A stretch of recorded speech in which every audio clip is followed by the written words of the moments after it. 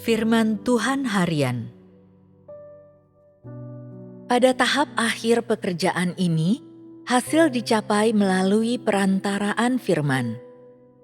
Melalui firman, manusia memahami banyak misteri dan pekerjaan Tuhan di sepanjang generasi sebelumnya. Melalui firman, manusia diterangi oleh Roh Kudus. Melalui firman, manusia memahami misteri yang belum pernah terungkap oleh generasi sebelumnya, juga pekerjaan para nabi dan rasul di masa yang lalu, serta prinsip-prinsip pekerjaan yang mereka gunakan. Melalui firman, manusia mengenal watak Tuhan itu sendiri, juga pemberontakan dan penentangan manusia, juga hakikat mereka sendiri. Melalui langkah-langkah pekerjaan ini dan semua firman yang diucapkan, manusia menjadi paham pekerjaan roh, pekerjaan Tuhan yang berinkarnasi dalam daging, dan terlebih lagi, seluruh wataknya. Pengetahuanmu tentang pekerjaan pengelolaan Tuhan selama 6.000 tahun juga diperoleh melalui firman. Bukankah pengetahuanmu tentang gagasan yang lama dan keberhasilanmu menyingkirkannya juga diperoleh melalui firman? Pada tahap sebelumnya, Yesus melakukan tanda-tanda dan mukjizat, tetapi tidak begitu di tahap ini. Bukankah pemahamanmu tentang mengapa Dia tidak melakukannya lagi juga dicapai melalui firman?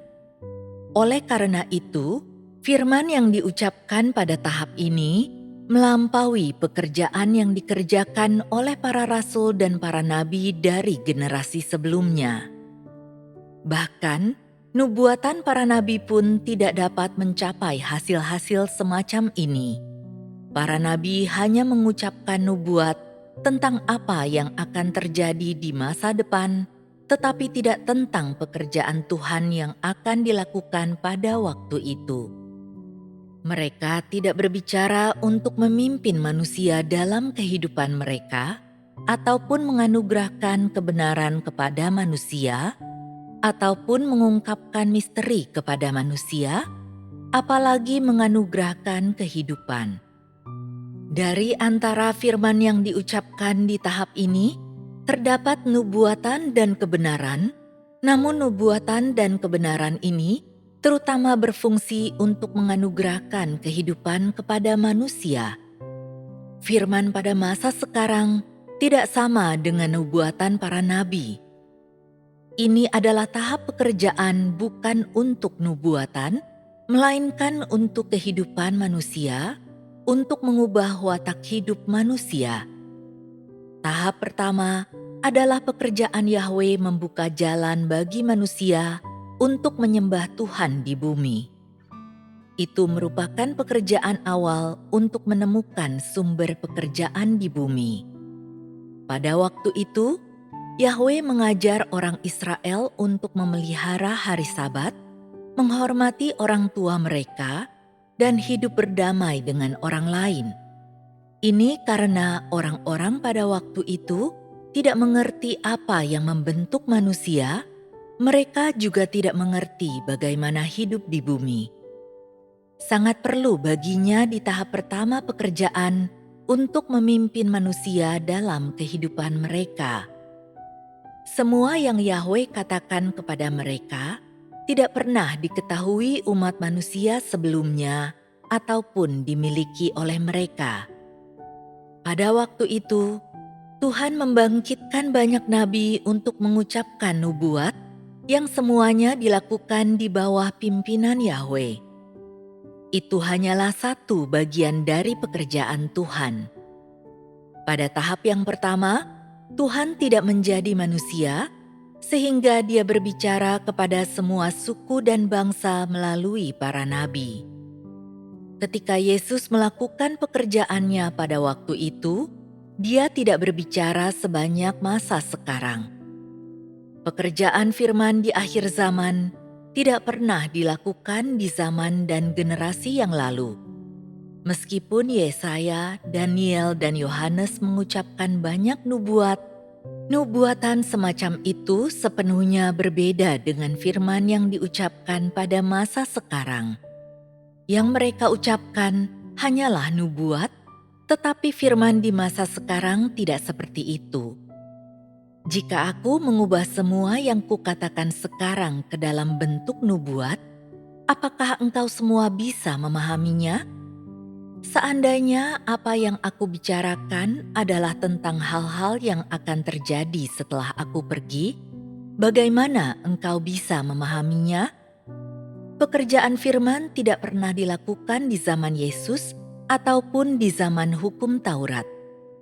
Mungkin beberapa orang berkata, bukankah Yahweh juga mengucapkan firman pada waktu dia melakukan pekerjaannya? Selain menyembuhkan orang sakit, mengusir roh jahat, dan melakukan tanda-tanda dan mukjizat, bukankah Yesus juga mengucapkan firman pada waktu itu? Ada perbedaan di antara hal-hal yang dikatakan. Apa esensi firman yang diucapkan Yahweh? Dia hanya memimpin manusia dalam kehidupan mereka di bumi yang tidak melibatkan hal-hal rohani dalam kehidupan. Mengapa dikatakan bahwa ketika Yahweh berfirman, firman itu menginstruksikan orang-orang di segala tempat? Kata menginstruksikan mengacu pada mengatakannya secara eksplisit dan memerintahkannya secara langsung. Dia tidak menyediakan kehidupan bagi manusia. Sebaliknya, dia hanya memegang tangan manusia serta mengajar mereka bagaimana menghormatinya. Tidak ada perumpamaan. Pekerjaan Yahweh di Israel bukanlah untuk menangani atau mendisiplinkan manusia atau memberikan mereka penghakiman dan hajaran, melainkan hanya untuk memimpin mereka. Yahweh meminta Musa untuk memberitahukan umatnya agar mengumpulkan mana di padang gurun.